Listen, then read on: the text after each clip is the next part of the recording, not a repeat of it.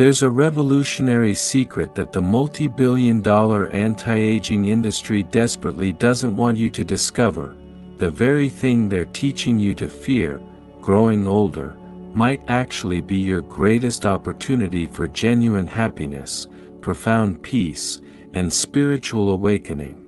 While millions spend fortunes trying to stop time, while countless people look in mirrors with despair, counting new wrinkles like personal defeats, ancient Buddhist wisdom reveals something extraordinary.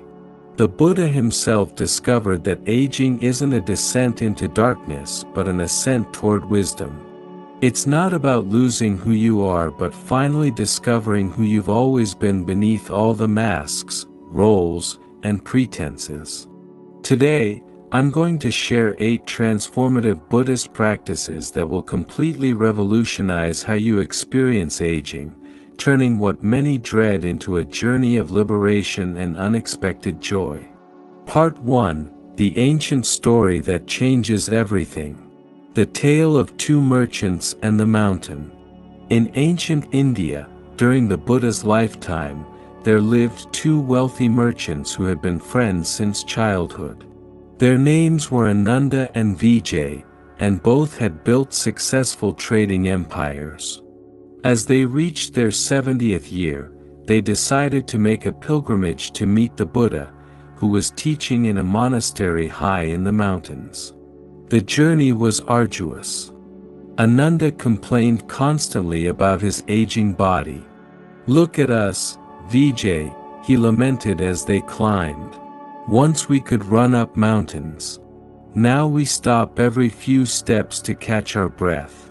Our bodies are failing us. Our minds aren't as sharp. We're becoming shadows of who we once were. What's the point of living when everything we valued is slipping away?" Vijay, though experiencing the same physical challenges, seemed oddly peaceful. "Perhaps," he said gently, "we're not losing but changing. Like gold being refined in fire." When they finally reached the Buddha, Ananda immediately voiced his despair. "Blessed One, I have spent my entire life building success, maintaining my health, cultivating my reputation. Now, in my old age, everything is crumbling. My body weakens daily, my memory fails, my influence fades. How can I find peace when I'm losing everything that made me who I am?"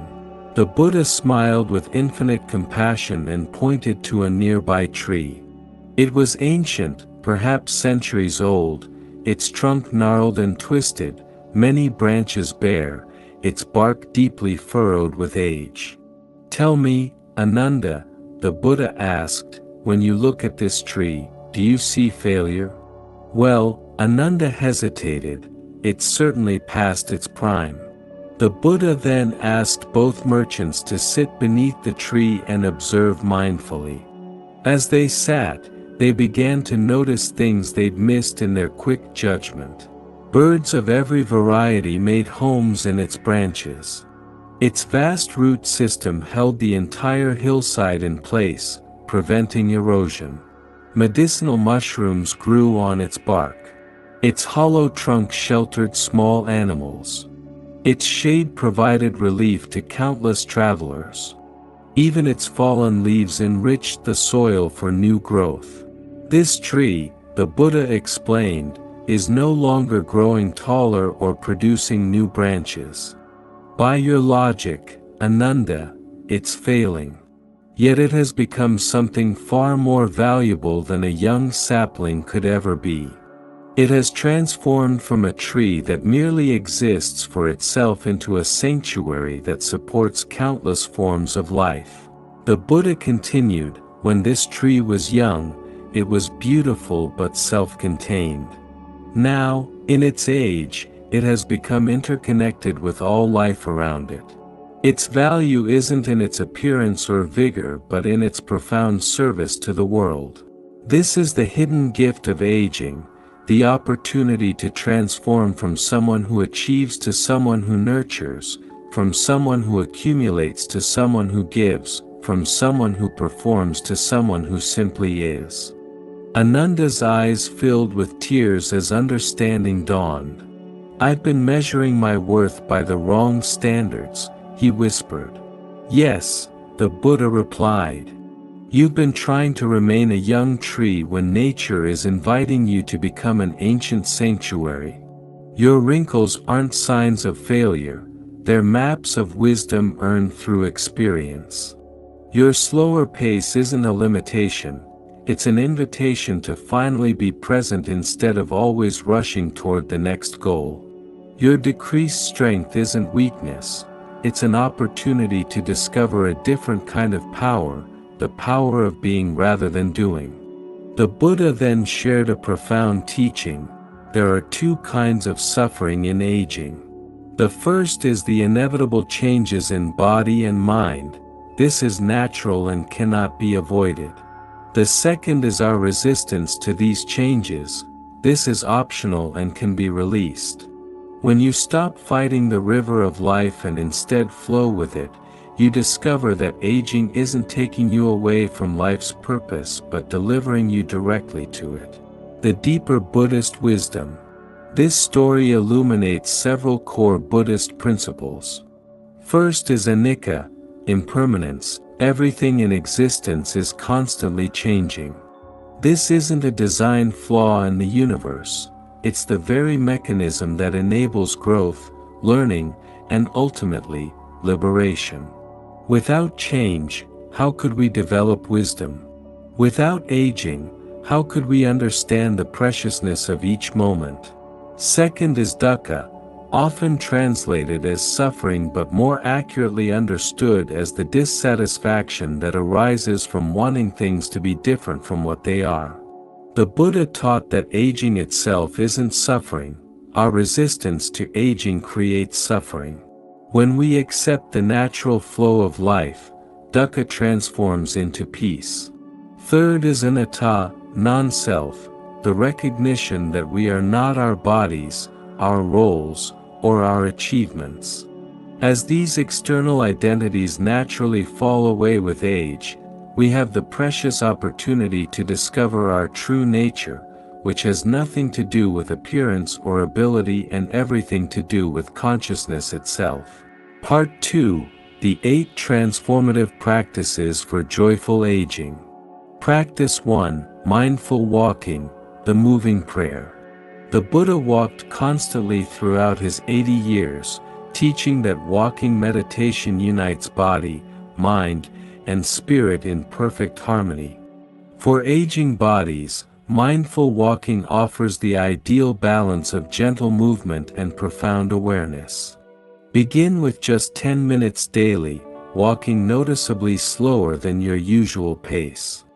With each step, mentally note the 3 components: lifting, moving, placing. This simple awareness transforms automatic movement into conscious presence. You're not just traveling through space, you're journeying through the present moment with full awareness. As you walk, cultivate what I call gratitude in motion. With each step, thank your feet for carrying you through decades of life. These feet have walked you to countless important moments: first days of school, job interviews, wedding ceremonies, hospital rooms where loved ones waited, and beaches where you watched sunsets. They've carried you through every triumph and tragedy. Now, perhaps moving more slowly or with some discomfort, they still faithfully support you. When pain or stiffness arises, resist the urge to push through aggressively or to stop in defeat. Instead, pause and acknowledge the sensation with kindness. Hello, knee pain. I recognize you. Thank you for reminding me to be gentle with this body that has served me so faithfully for so many years. This shifts your relationship from fighting your body to partnering with it. Consider incorporating walking meditation into daily activities. Walking to the mailbox becomes a mindfulness practice. Moving from room to room in your home becomes an opportunity for presence. Even the slow, careful walk to the bathroom at night can become a meditation on gratitude for mobility, however limited. Practice 2. Mindful eating as communion with life. In Buddhist monasteries, meals are treated as sacred ceremonies, eaten in complete silence with total attention. This practice becomes even more valuable as we age and our relationship with food evolves. Metabolism slows, digestion becomes more sensitive, and foods that once energized might now deplete. Before each meal, pause for a full minute. Look at your food and contemplate its incredible journey. The sun that provided energy, the rain that provided water, the soil that provided nutrients, the farmers who planted and harvested, the truckers who transported, the grocers who stocked, the hands that prepared this meal. This food represents the entire universe conspiring to nourish you. In a few moments, it will literally become part of your body, transforming into your bones, blood, and breath. Chew each bite mindfully, aim for 20 to 30 times. This isn't just about improving digestion, though that's certainly a benefit. When you eat slowly and attentively, you discover flavors and textures you've been missing for years in your rush through meals. You'll find you need less food to feel satisfied because you're actually experiencing what you eat rather than just consuming it mechanically. As we age, our bodies become increasingly honest about what truly serves us versus what depletes us. That glass of wine that once felt sophisticated might now disturb your sleep. The heavy meal that once energized might now leave you sluggish. The sugary dessert that once brought pleasure might now cause inflammation. Listen to these messages without resentment. Your body isn't betraying you, it's becoming wiser, more attuned to what genuinely nourishes versus what merely stimulates. Practice 3. Laughter Yoga, the Forgotten Medicine. The image of Buddhism as perpetually serious is a Western misconception. The Buddha himself was known for his radiant smile and occasional hearty laughter. The Vinaya Pitaka describes his laughter as, like sunshine breaking through clouds, warming all who heard it. The current Dalai Lama, one of Buddhism's most revered teachers, laughs so frequently that it's become his signature, demonstrating that joy and spirituality are not opposites but natural companions. Modern science has validated what Buddhist practitioners have known for millennia: laughter is powerful medicine.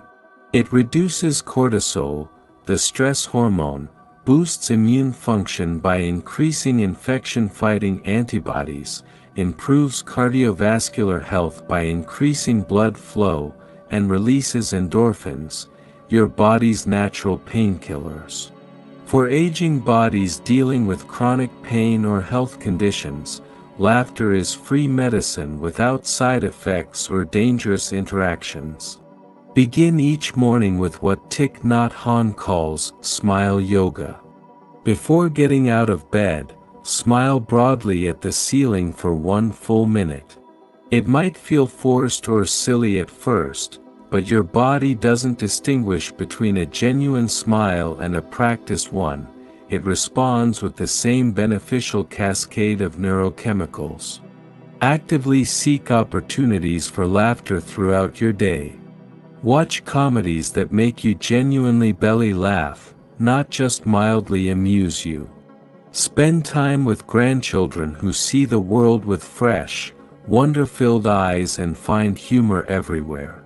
Join a laughter yoga class where people gather specifically to laugh together. No jokes needed, just the contagious joy of shared laughter. Most importantly, learn to laugh at yourself with compassion rather than criticism. Laugh at the reading glasses you search for while they're on your head. Laugh at calling your grandchild by 3 wrong names before landing on the right one. Laugh at the involuntary sounds you now make when standing up or sitting down. These aren't embarrassing signs of decline, they're delightfully human moments that connect you to every person who has ever aged. Practice 4. Sacred Routine, the Architecture of Peace. Buddhist monasteries operate on precise schedules, not from rigid control but from profound wisdom. When we know what comes next, our anxious planning mind can rest, creating spaciousness for presence and peace. As we age and face increasing uncertainty, health changes, loss of loved ones, shifting roles, routine becomes even more valuable as an anchor of stability in the storms of change. Create a morning ritual that sets the tone for your entire day. Upon waking, before reaching for your phone or jumping into activity, lie still and take 5 deep, conscious breaths. With each inhale, mentally say, I am alive. With each exhale, I am grateful. This simple practice reminds you that waking up is not a given but a gift, that another day of life has been granted to you. Set a daily intention, not a goal to achieve but a quality to embody. Today, I will notice beauty wherever it appears. Today, I will be patient with myself and others. Today, I will look for reasons to be grateful. This intention becomes a gentle guide throughout your day, a north star to navigate by when you feel lost or overwhelmed. Include in your routine something that gently challenges your brain's neuroplasticity. Learn one new word in another language. Try to draw something you see, even if you believe you can't draw. Write 3 sentences about your breakfast, describing it as if to someone who's never experienced that food. Attempt a new recipe once a week. The Buddha taught that a mind that stops learning begins dying, regardless of the body's age. End each day with a gratitude practice that rewires your brain toward positivity. Name 5 specific things you appreciated, not generic blessings but particular moments. The way afternoon light transformed your living room into gold, the perfect temperature of your morning coffee, the cardinal that visited your bird feeder, the friend who called just to hear your voice, the comfortable feeling of settling into your favorite chair after a long day. If these practices are speaking to your heart, if you're finding wisdom and comfort in these ancient teachings, please subscribe to Buddha Coha and tap the notification bell. Your presence enriches our entire community of conscious seekers walking this path together. Practice 5. Conscious Communication, Building Bridges Across Isolation. One of the greatest sources of suffering in aging is isolation, not just physical but emotional and spiritual. We stop sharing our true experiences, perhaps believing we're burdening others, that our struggles aren't important, or that no one wants to hear about the challenges of aging. But the Buddha taught that we are fundamentally interconnected beings.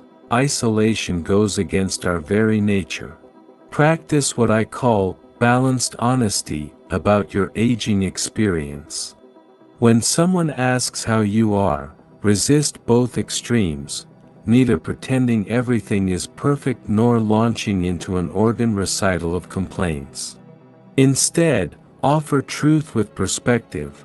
My arthritis is flaring today, but I'm grateful I can still tend my garden. I'm moving slower these days, which is actually helping me notice beauty I used to rush past.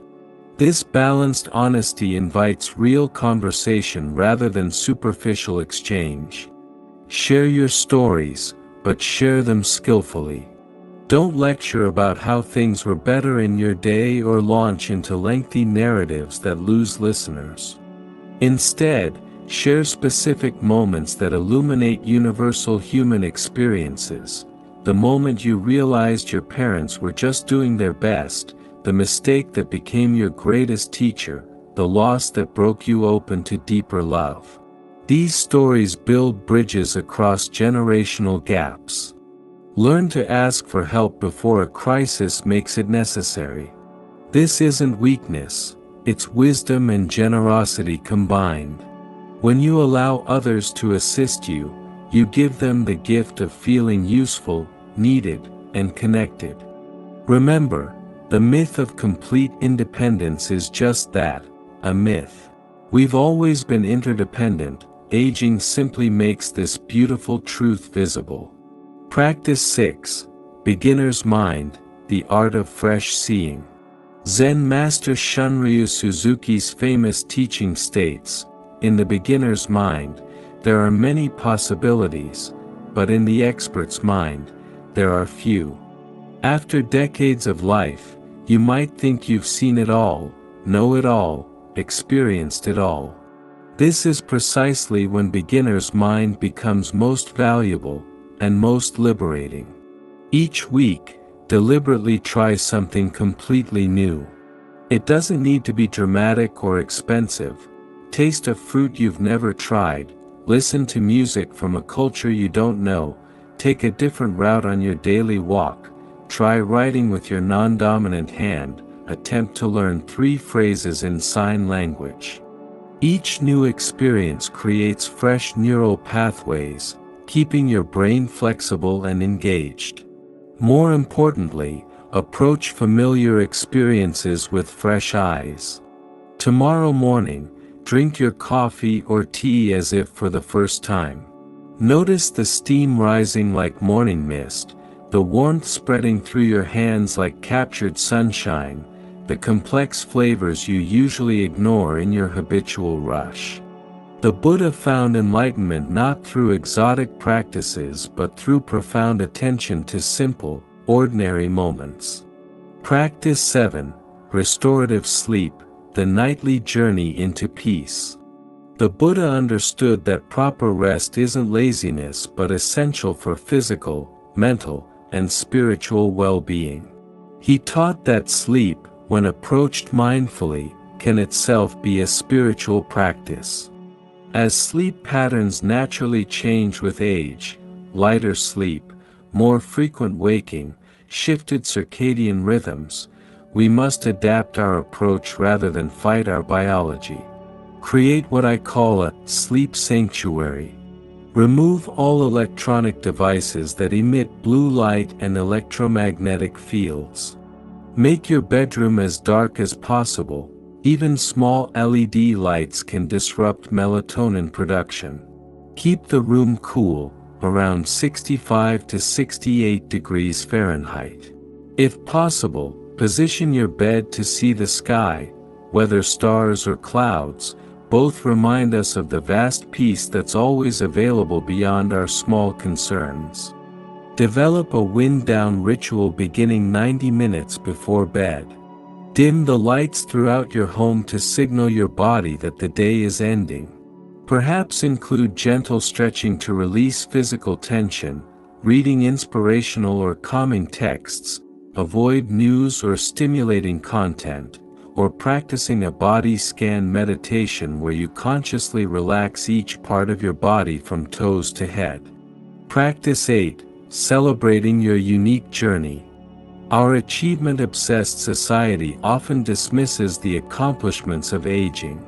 You're not climbing corporate ladders, winning competitions, or building empires. But your achievements now are different, not lesser. They're deeper, more meaningful, more aligned with what truly matters in life. Create what I call a wisdom journal, but completely redefine what counts as an achievement. You woke up despite pain, that's courage. You chose forgiveness over a decades-old resentment, that's spiritual victory. You found beauty in an ordinary Tuesday afternoon, that's enlightenment in action. You were patient with the confused customer service representative instead of being irritated, that's compassion in practice. Part 3. The Hidden Spiritual Gifts of Aging. What youth cannot understand. Buddhism recognizes that aging brings specific spiritual advantages that youth simply cannot access. These aren't consolation prizes for getting older, they're genuine treasures that only come with years of living. The beautiful dissolution of ego. In youth, the ego struts and preens, constantly comparing, competing, proving itself. But as external props of beauty, strength, and status naturally fall away with age, something miraculous happens. You discover who you really are beneath all those exhausting performances. Embodied compassion through experience. Every loss you've experienced has carved channels in your heart through which compassion can flow. You understand others' suffering not as an intellectual concept but as a lived experience. Clarity through urgency. Young people believe in endless tomorrows. You know better. This knowledge isn't depressing, it's profoundly clarifying. When you truly understand time is limited, you stop wasting it on grudges, superficial concerns, or trying to impress people who don't matter. Part 4. Daily Practice Integration. Morning Practice. Awakening with Intention. Begin each day with this gentle but powerful ritual. Before opening your eyes, place one hand on your heart and one on your belly.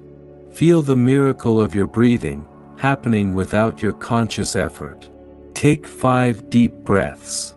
With each inhale, think, breathing in, I calm my body. With each exhale, breathing out, I smile to life. As you rise, do so mindfully, feeling each movement. Stand beside your bed for a moment, appreciating your body's ability to hold you upright. Look in the mirror and see beyond the surface changes to the consciousness looking back, the same awareness that has looked through those eyes since childhood. Evening Practice. Reviewing with compassion. Before sleep, review your day without judgment. What moments brought joy, however small? Where did I struggle, and what did that teach me? How did I grow today, even in tiny ways? What am I grateful for that I usually take for granted? Closing. Your sacred journey continues. The Buddha's personal example. The Buddha himself aged, experienced illness, and faced death. He didn't transcend the human condition, he showed us how to find peace within it. At 80, still teaching vigorously, he demonstrated that aging need not diminish our capacity for growth, service, and awakening. His final words were, "All conditioned things are impermanent." When one sees this with wisdom, one turns away from suffering. Work out your liberation with diligence. This wasn't a warning but an encouragement. Every moment, including the moments of your older years, offers the opportunity for awakening. Your unique gift to the world. Your conscious aging is a gift to younger generations who desperately need to see that growing older can be approached with grace, humor, and wisdom. In a culture that worships youth and fears aging, your very existence as someone aging consciously is a radical act of teaching. Tomorrow's sacred practice. Tomorrow, choose one aspect of your aging that you've been resisting. For one full day, completely embrace it. Don't fight it, hide it, or apologize for it. Welcome it as a teacher bringing exactly the lesson you need right now. Final wisdom, you are exactly where you need to be. You're not declining, you're ripening like a fine wine, developing complexity and depth impossible in youth. You're not losing value, you're revealing essence, like gold refined in fire. You're not approaching an ending, you're approaching the understanding that there was never a beginning or ending, only the eternal now in which life continuously unfolds. Thank you for joining me on this profound exploration of Buddhist wisdom for joyful aging. If these words have touched your heart, please subscribe to Buddha Coha and share this video with others navigating their golden years. May you age with boundless grace. May you find unexpected joy in every stage of life. May your remaining years overflow with the deep peace that comes from acceptance, presence, and the knowledge that you are exactly where you need to be on your sacred journey. Until we meet again, walk gently, breathe deeply, and remember, you're not just growing older, you're growing closer to your true nature, which has always been perfect, whole, and free. Namaste, and may all beings find peace, joy, and liberation in every precious moment of their journey through this beautiful, impermanent life.